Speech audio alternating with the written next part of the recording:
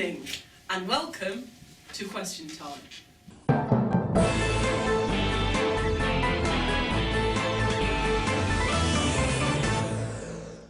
Good evening, I am David Dimbleby, and tonight we will be discussing such things as the position in Syria and Bahrain, Twitter super injunctions, and recent cuts in benefits. Tonight on our panel we have Rishi Kotak, the recently elected Leicester MP for the Respect Party. G. Courage, the Shadow Culture Secretary for the Labour Party. Daniel Delagi, actor and broadcaster.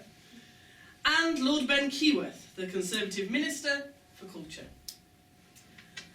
Okay, our first question of the night comes from a member of the audience, Matthew Brunton. Matthew Brunton, please. Social media should be exempt from super injunctions.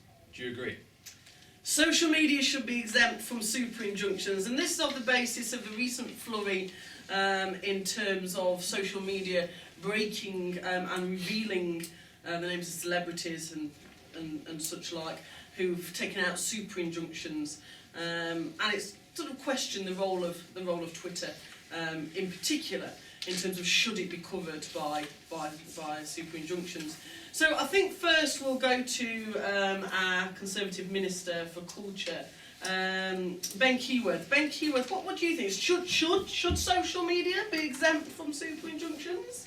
Well, websites such as Twitter, Twitter for example has over 140 million active users as of March 2012 this year, and it can distribute thoughts and information globally at pretty much a blink of an eye, so everyone can see it, and this devalues people's privacy. One of basic human rights is privacy, so, and in the UN Declaration of Human Rights, privacy is regarded as one of humans' basic rights, so privacy has become one of the most important human rights issues of the modern age, and this has, I believe, is due to the internet and uses of websites such as Twitter or Facebook. So you think social media shouldn't be exempt? It should be included in to maintain people's privacy. Would you say that? I mean, you quoted there a lot about the Human Rights Declaration. Would you say that that is British law? There's a lot of sort of concern that the Human Rights Declaration is part of European law. Would you say it's something we should follow Brussels in terms of follow Europe in their importance of privacy? I think it's very much a worldwide issue. If we just regard human rights on a country basis or a national basis, then it lets the door open to many different issues around the world. Okay, G. Courage, how would you respond to Mr. Keyworth says privacy should be maintained at all costs, so social media should be should be part of super injunctions. Well, the internet is considered as the levelling of humanity, or as Kotowski would say, the great levelling, where we have equal access, equal voice and equal potential. Why should celebrities be superior to this? Not enabling people to have the freedom of speech that we are entitled to. It is a lack of freedom of speech in any DCs, less economically developed countries, such as countries in the Arab Spring, that have recently burst into riots. Although this is on a different scale to super injunctions and the hidden stories of celebrities, it is an example which connotes that Twitter has provided us with a necessary tool to communicate with the world. As Bill Gates said, it is how the world communicates. So you'd be very much in favour of the fact that social media shouldn't be included, that it is a sort of if you like, a doorway into people's worlds, and and I suppose maybe there is the idea that if you don't want these things to be revealed, don't do them in the first place. Well, how would you feel about that, Rishi? Would you sort of agree with that sentiment? I would agree. Twitter, as many of us know, or if those who don't know, was created in San Francisco, as many of us know. This is in America, and it fits the ideas of paradoxical ideas of free speech within human rights, and therefore, for those who access Twitter, as Lord Keyworth did mention, 140 million active users of Twitter across the globe. Therefore, how are you to prevent these 140 million active users of using Twitter and spreading their own beliefs and thoughts around the world through this one rapidly growing social media site, and prevent the lives of those who we see in today's society as celebrities to be constricted to certain areas which they want to call as privacy? I think that super injunctions should not include and should exempt social media due to this fact. And those around the world, for example, in countries such as Australia, America, in the EU as well, they should be allowed to use their freedom of speech as a tool to get their voice and opinions across to the world-wide audience. And would you say then it's sort of at the crux of that is it's a practical issue? Is that, you know, social media should be exempt because how on earth do you police it? How on earth would you say that's sort of the issue? I would very much agree. Okay, thank you very much. Daniel, you're in the media, you're an actor. This is obviously something close to your heart. If you, for example, been playing away, you know, you might take out a super injunction to stop that information getting out. What do you feel about this? I feel completely, because as a celebrity, I am allowed those pleasures. However, the fact that I can ban it with a super injunction disgusts me. Why? I'll tell you exactly why. A super injunction, it by definition, is an order by a court or government, sometimes either a private order by an employer or institution, restricting information or comments made from being public. Now, this super injunction allows the celebrities, the super rich, to have a control over any information they deem worthy or unworthy of public eye. And two very clear examples of this super injunction being abused I have right here. Number one, Ryan Giggs. He was a footballer who had an affair with a prostitute called Imogen Thomas. And after the affair was discovered, Giggs' identity was concealed and protected by law to the media to prevent him from being identified by the masses and his reputation being torn to shreds. Imogen Thomas wasn't. Imogen Thomas was left out on full public display, and this clear hypocrisy that the super rich can have their own private control is just astounding. And the second case study is footballer John Terry. Similar example, he had an affair with Vanessa Peroso. She was left out in public viewing whilst he was safely concealed from the public eye. And she had a child. She was left out there to be torn to shreds by the media, public eye, to basically call her a slag, and he was protected because he could afford it. And this level of protection can be seen, and is by definition on par at the same level as government protection, because the government can use super injunctions. And that, I believe, is absolutely appalling, that people can choose to have the same power as a governing body. So you would certainly agree that social media should be exempt. If those celebrities are going to be exposed, then that should be the right way to go. Okay, yes. Very, very strong. Imogen Thomas. Can I also bring back to the point that he said about privacy being a natural human right? It was stated in the Magna Carta, Clause 29, "We will sell to no man either justice or right." Now, I put this to you. Is a super injunction not giving the celebrity the right and justice and the ability to prevent this? Okay, thank you very much. Very passionate defence there, Imogen Thomas, on display in more ways than one, I think we've seen recently.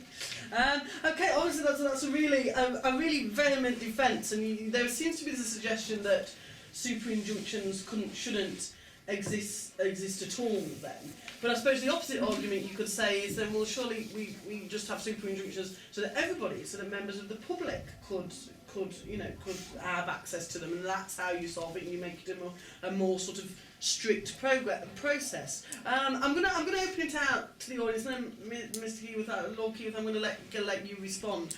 How do the audience feel about this sort of position of super injunctions? Do we agree that celebrities are sort of getting a special dispensation, a special sort of luxury that they shouldn't be afforded, and that therefore social media should happily be allowed to expose them, and that's the price they pay? What does the audience feel about it? Yes, the gentleman at the back in the blue shirt and the blue top. I think that it's pretty unfair that celebrities should be treated differently to everyday people, and it's down to the fact that they're going to have lots of money to be able to spend that sort of thing. But if the super injunctions are there for them to spend the money on that, then surely they can get away with things, and they know that they've got the super injunction to back them up. Okay, and so backing up your point that it's an unfair process. Yes, the gentleman in the left-hand side with the I have a quote here from the Justice Secretary saying that whatever the law tries to do on privacy, the internet is a powerful force, and it's something that you cannot book. I think that just supports the idea that technology is just too very far ahead than the law, and it's changing every day, and it's like freedom of speech. It's just good. It's just contributing towards that rather than the privacy. Excellent. I'll come to you in a second, and you, young lady, had your hand up as well, because I'd just like to come back to Lord Keyworth in this. Lord Keyworth, the audience certainly seems to be suggesting that it is an impossibility and also unfair to maintain this level of privacy by including social media within super injunctions. Is it fair that a celebrity can wield the law in this way just because they've got money? Well, I wouldn't say it's fair, but as members of the panel have stated, and the audience appear to be stating, that it's just open to celebrities with lots of money, whereas there are cases of members of the public taking out super injunctions to basically keep their private affairs private, as in the case of woman M, whose name obviously is not disclosed, as she has a super injunction, was barely conscious after being in an accident, and her life support was to be taken off. So I assume her husband would have taken his super injunction out. So this prevented the press and all social networks from revealing her full name and approaching the 65 people involved in her care or approaching their care home.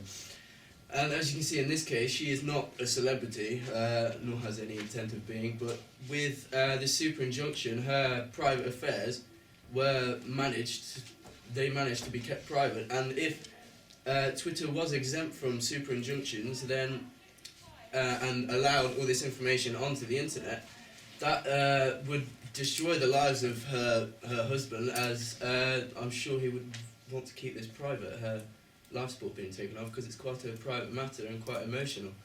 And even though this has set a new precedent for privacy and super injunctions, it is still hard to enforce the laws, as Twitter and Facebook, as you said, Rishi, are North American companies, which is outside of the UK jurisdiction. However, Twitter has been, they've released a new policy where they are able to block tweets from Britain which include unlawful or against super injunctions content. So Excellent. Again, a very impassioned sort of viewpoint there about the position of the, as you say, woman M, who, she's ordinary people, do perhaps need super injunctions as well. Rishi Kotak, you're a member of the Respect Party. Your party is all about respect and equality, and that's what your party preaches. Surely, if that is the case, then you must agree with Lord Keyworth that it is respectful that a woman who is in such a dire position should not have her details spread all over Twitter. Surely you can't argue the opposite, can you? I disagree to an extent. In this case, the woman, who obviously has suffered a great deal, and hopefully she would be okay, is a case whereby it's not a frequent everyday thing. I believe that in that case, yes, that should be a super injunction. However, the extent to which Mark Zuckerberg says the free flow of information, this was the key basis of Facebook. And I believe it is the very, very same principles that Twitter had when they first launched the social media website. The free flow of information, flowing information like a stream, like a river. Information can be spread however it wants to and wherever, whenever it wants to. With a maximum 140 words per tweet, anything can be said. As Michael West said, anyone who wants to participate has the means to participate. If this is to happen, it is to happen. The tools which we have been given can create a new type of democracy, and it can be used as a new type of totalitarianism. We, as a community and a global coffee shop, as we know from Wikinomics, can spread information freely, how we want, when we want, and whoever about we want. It is not a case of restricting the public from sharing their opinions, sharing their details amongst the community. They have a right to know. It is a paradoxical idea of freedom of speech, as I've already mentioned. Okay, the public have a right to know. Very, very important concept there. The gentleman with the red tie and the white shirt here, you had a point you wished to make. Yeah, drawing on Ben's earlier point that it can be blocked. There's a actual Twitter have a lot of systems in place to actually block tweeting about celebrities. So obviously they have them in place and they can do it. I'm talking about the freedom of speech, but freedom of speech sort of conflicts with privacy. It's in fact can like ruin people's lives when you're talking about their private issues. So that's my point. Thank you. The practicalities. Apparently, it is possible, G. Kerridge. It is possible to block these. For Twitter to be able to block these if necessary and under circumstances. So if it's possible, and as you're saying, if it's going to ruin people's lives if these things come out, then surely they should be blocked, shouldn't they? Well, I disagree to an extent, to be honest. The Iranian crisis, I think it was 2008. Austin Heap developed the haystack. This is an example of how the internet has developed, and people are now able to find ways around these blockages much easier. And suppose we did apply super injunctions to Twitter, I'm sure that there will be someone out there to find ways around it. It has been evident. And although I agree with Ben's case over there with the lady, it's very sad, but like Rishi said, it is a one-off, and you have to respect how people look at you and your reputation. I mean, I personally wouldn't do the same things that footballers would, so it's the same for everyone. We're on the same level. It's completely equal, and I've got people who I wouldn't want to see me like that, so they should preserve their dignity just as we would preserve ours. So. Thank you very much, Chief. Very interesting points there. The lady at the front, the blonde hair, you had a point earlier. I'll come to you. Well, adding on to what G said, celebrities have a right, as they are always in the public eye, they need to keep their private lives private, obviously, but they have a duty to sort of be idols for younger children, and they shouldn't do these things. So they shouldn't be secret, packaged away so no one can see them. They should be told to the world, because they can't keep them secrets. We have to, as the general public, do what we do, and people find out all the time. So they shouldn't be just packaged away so no one can find out. Exactly. So if that information comes across, on social media, on Twitter, well, they're more for them, and as you say, it's important to expose these. Daniel DeLonghi, it's important to expose these celebrities. Would you agree with that? Are celebrities not human too? Celebrities are indeed human, and there have been cases where, as you say, celebrities have abused their ability to have these super injunctions. However, as the Honourable Lady said, there are people out there who do respect and who do see themselves as idols and realise that it shouldn't be hidden away from the world. They should be confronted like a human. I'll give you an example of this.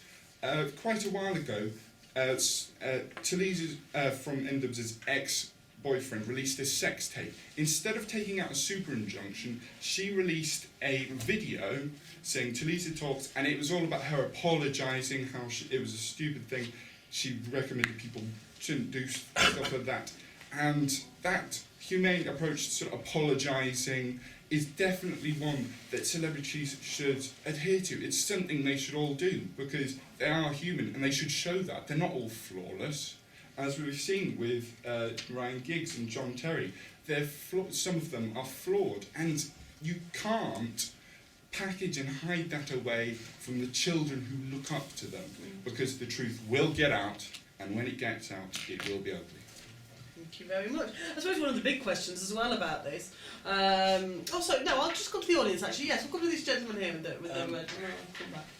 You were talking about the country by country filtering of Twitter, and how if a tweet in Britain is tweeted on a celebrity or so, only people in Britain can't view it, but the rest of the world can. Now surely that goes against any sort of filtering effect, because the way that the web is moving, it's moving to a globalised community where everybody can see anything. So if you're going to filter it, surely you have to filter all the tweets. Thank you very much. Thank you. We'll let Mr. Lawkey respond in a second. Yes, the gentleman at the back. Yeah, definitely. I think that, especially because Twitter and Facebook are outside the European jurisdiction, and that's against the courts as well. And obviously a great point of this is WikiLeaks, and as you know, it's in Switzerland, and they're releasing these reports from US governments, and the governments can't do anything about it. It just shows that you can't really filter these points out really, and these super injunctions. And particularly, there's a lot of celebrities, I suppose, nowadays are global stars. Anyway, as you say, it will get out. So is there really any point still on Keyworth? Is there really any point? Well, I think the point is about holding national views and national stance on law, because if one country's population is allowed to just go against the law, they'll become a general uprising. Take piracy, for example. That is a very big issue on the internet, as I'm sure you're all aware.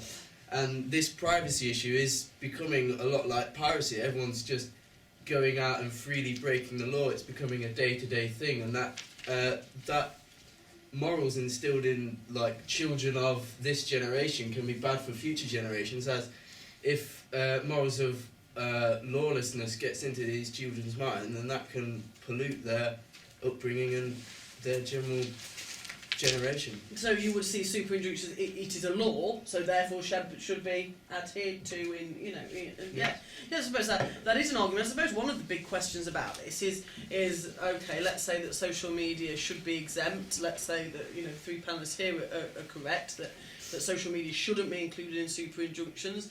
Where does that leave the traditional journalism? Where does that leave newspapers? Because if it can come out in what is a super injunction, so it can't be reported in a paper, but it can easily come out in Twitter. So then you have that could lead to problems with the newspaper industry, in the sense that they feel, well, we can't report on things that we know are going to come out anyway. So if we're saying that social media should be exempt, what are you going to say to your newspaper editors? How are you going to justify that to them? I'll come to the audience in a second, but Rishi Kota, what do you say to your newspaper editor who says to you, well, okay, if social media is going to be exempt, what do I do? Because I can't report. Well, it's not fair that I can't report on the things that social media can. Are you saying get rid of super injunctions altogether? That's a very valid point, actually. I would say, in that case, then yes, I would get rid of super injunction totally, because through technology, as Heather Brooks said, it's harder than ever for the powerful people to control what people read, see, and hear. Therefore, it is inevitable that all these comments, opinions about whoever, John Terry, Ryan Giggs, about their private lives and what they've done, is going to be distributed around the internet.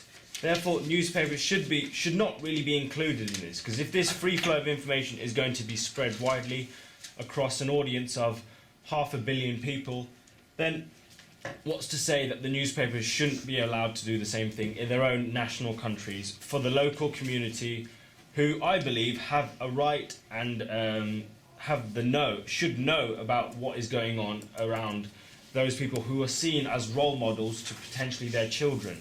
For example, Ryan Giggs, John Terry, great footballers, amazing. However, if they're performing such actions behind closed doors, as we know it, and then with this coming out in the revealance of the media through Twitter, it sets a bad example on those in the community, for those growing up wanting to be like them. The children who go to football academies, thinking, oh, I want to be the next Ryan Giggs, I want to be the next John Terry. It promotes a terrible ideology for these children when they grow up, and could potentially harm our community in terms of damaging the rights and respect that people should have. And the fact that the newspapers, when newspapers are, as they are included in super injunctions, they promote these dominant ideologies that are set to them by whoever they are backed. For example, the Sun at one point during Labour's reign in government were very, very much Labour-based. Therefore, they promoted their dominant ideologies of society through this traditional form of media. And it's a way that newspapers should go away from this and be exempt from, as well as social media, from the super injunctions. And really, they should be able to distribute whatever they would like to. Okay, thank you very much. Is there maybe, G. Kerridge, in response to Rishi's point there, is there maybe not an argument though if you exempt a newspaper from super injunctions? You rightly identified, and I think you're right, Rishi, in that newspapers do have dominant ideologies. They do have particular political allegiances. So because of that, if you get rid of super injunctions altogether, what is to stop a newspaper printing something which has actually happened about a rival MP, if you like, but just using that as a way to sort of, fulfil their political cause? What do you think, G? I mean, if you get rid of super injunctions altogether, we can have newspapers printing things which have happened just to support the Conservative Party or just to support the Labour Party. Yes. Do we have to trust our newspapers that they wouldn't do that? Well, I suppose there's always going to be that possibility. And of course, we all have our select newspapers. If you're Conservative, you might choose a certain newspaper, and if you're Liberal, you might choose a completely different one. Obviously, that is going to happen, but there's no way that we can really stop that. The free flow of information, manipulating the audience. However, we have a choice on which newspaper we go to, and therefore we're going to support that party, which newspaper we choose to go to in the first place. Okay, thank you very much. We actually, I'll come to the gentleman here who's Okay, drawing on your earlier point when you said about super injunctions only applying to newspapers, well, surely that completely just devalues the point of them. As media lawyer Mark Stevens said, people spending £20,000 to £150,000 covering up these misdeeds are not going to want themselves outed by some tweeter, so surely you can't just apply it to newspapers and let Twitter be exempt from that. Okay, thank you very much. I've just come to the original questioner, Matthew Brunton. You're a journalist. You actually work in for a newspaper. What difference would it make to you if there were no super injunctions? If you could report whatever you wanted about celebrities, would that make a difference to your reporting? Would it make a difference to the sales of your papers, do you think? What do you think about that? If you could sort of report, whatever you want, if you could have reported the Ryan Giggs story, if you could have broke that if there wasn't a super injunction, would that have made a difference, do you think? I don't think it would have made much difference. You don't think it would have made much of a difference? Interesting. Lord Keyworth, what do you think sort of about that position? Is you know, if we get rid of super injunctions altogether, does it not provide a better market for the newspapers for them to, you know, for them to run their businesses? I suppose it would do. It would give them freedom to report on anything they'd like, but then, as you say, it would lead back to the bias that they probably would show in their writing or in their stance on, as most of them support a member of the politics. So it would allow them freedom to just say what they'd like, really, and out whoever they'd like, and that would generally lead to the old Wild West way of things, where people are just, you know, just outing everyone. Everyone's running around, really, just not obeying the law, yeah, for want of a better phrase. And if I could just go back to Rishi's point, where he said it could harm the community we live in. But if we as humans are not granted privacy as one of our basic human rights, famous or not, then we can no longer live in a functional community as we say goodbye to our human rights. Okay, would you like to respond to that, and then I'll come to the audience? If we can't live in a functional community, if we say goodbye to our human rights of privacy. But then, what about our human rights of freedom of speech? It's freedom of speech. Do you mind if I come in on that as well? Well, the internet was based on a libertarian idea where it was completely equal. The well was the first taste of cyberspace which anyone had and Tim Berners-Lee created it for free. So the web has provided us with this voice that we don't normally get. And although you might say, yes, it affects our privacy, but what we put on the web is meant to be seen. So. But then what we put on the web is meant to be seen. Some people put some malicious things, quite malicious things on the web. So this could relate back to the Woman M case, where people are quite harsh-minded. They put their viewpoints on this situation. This could really harm the emotional state of some of the people close around her, close to her. Yeah, there has been an increase in trollers on the internet. I'm aware of that, and as Kotowski said, the internet can be used for good and for ill. But it tends to be that, like Rinsman said, social networks can throw up these coalitions, and but they'll all get blown away eventually. And although these are negative things, they don't last long, and it isn't before much longer where a new form of gossip comes in and the case is blown down and they can just get on with their lives. Although it is a small period of pain for them, yes, I understand. Maybe that small period of pain would be better without the super injunction, a small period rather than this protracted, kind of long-winded system which comes after this. But I suppose picking up on your point is the idea that not only, I suppose, can things revealed on the internet be malicious, they can be untrue. They're not necessarily true. I mean, what would you say to that? You're very much Danilagi in favour of, you know, social media being exempt and we can reveal things through social media. But you know what, it might come out. I don't know. Delagi has a string of affairs and it's not true. So what happens if that tweet comes out to Delagi with his list of hotties, and that isn't a true. Maybe you might feel a little bit differently then about super injunctions and social media. You maybe would like a super injunction then. When I'm in the public light, as I am going to be exposed to such disgraceful and frankly tasteless lies, and it's life. You're out there in the public spotlight. It's not all going to be praise. Some of it will be critics. Some of it will be false allegations. Those false allegations are that false. They have no substantial evidence to prove that statement is true. And it's just a voice in this, on the internet, you can regard it as a voice in this cacophony of voices where it cannot be heard. So it's one lie. If a number of voices say it, it's still a lie. It doesn't make, just because loads of people say it, doesn't make it true. And the fact it could be put in a newspaper, it could be put on a social network, it could be passed vocally. It doesn't really make a difference which medium it's put through. It still wouldn't affect me because it is untrue and it has no substantial evidence to prove otherwise. It is said the internet does not cure human nature, it's just a mere amplification of human nature. And as you can see in human nature, let's take this back to schools.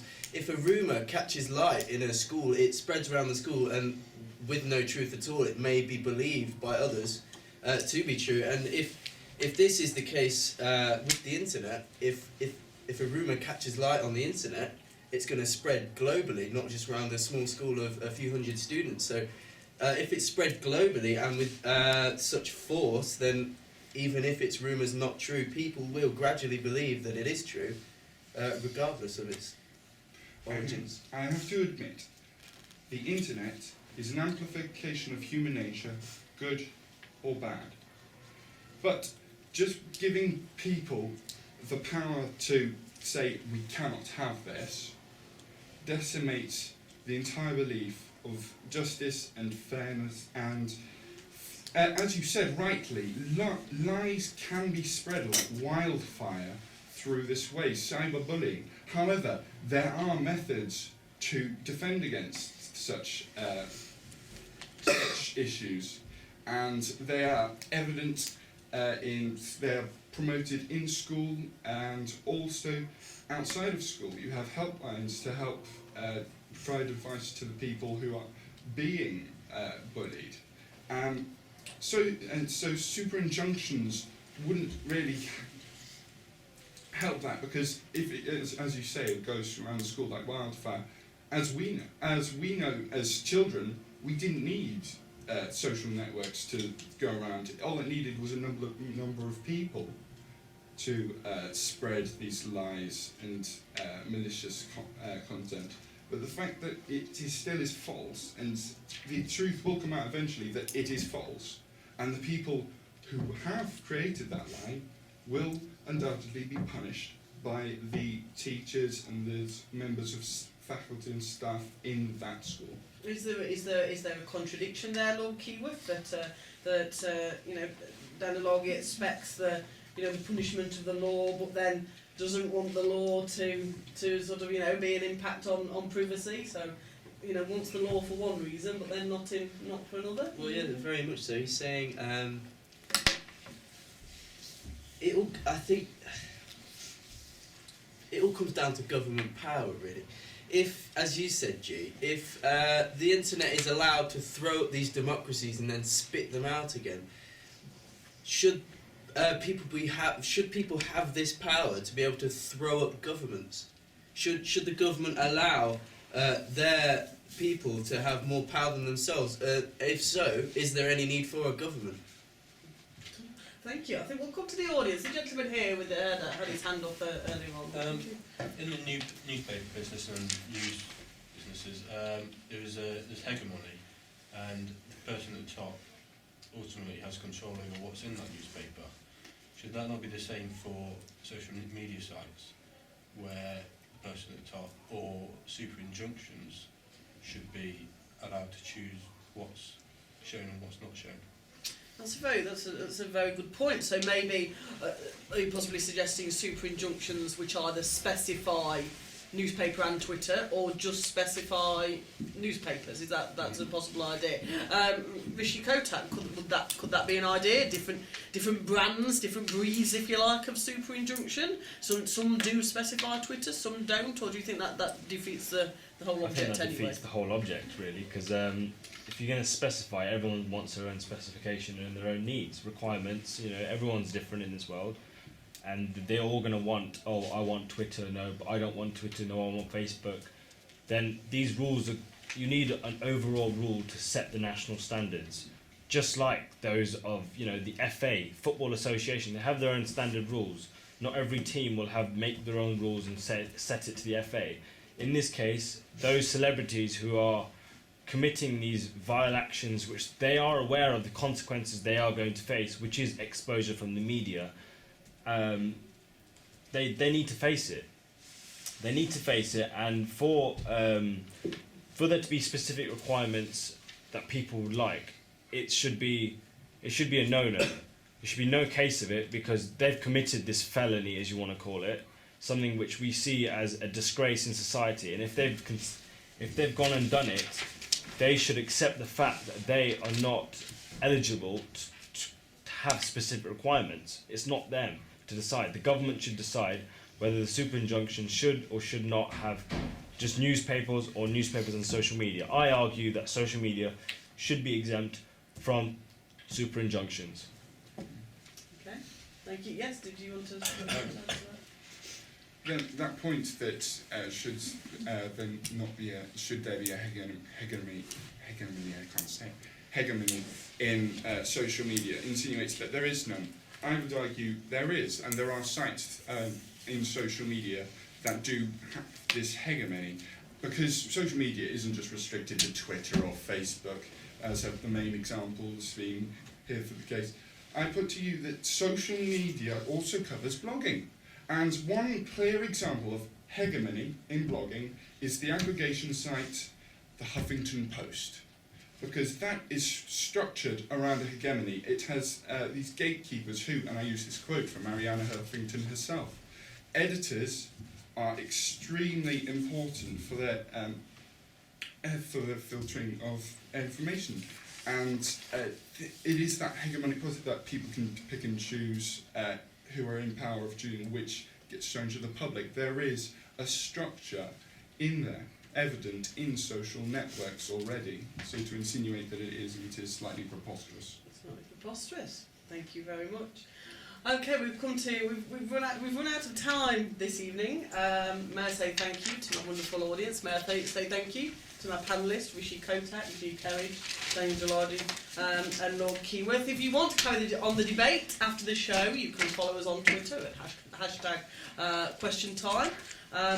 Next week we will be in London, and the week after we will be in Dumfries, so give us a ring if you'd like to appear in the audience of one of those shows. Thank you very much, panellists. I've been David Dimbleby. Good night.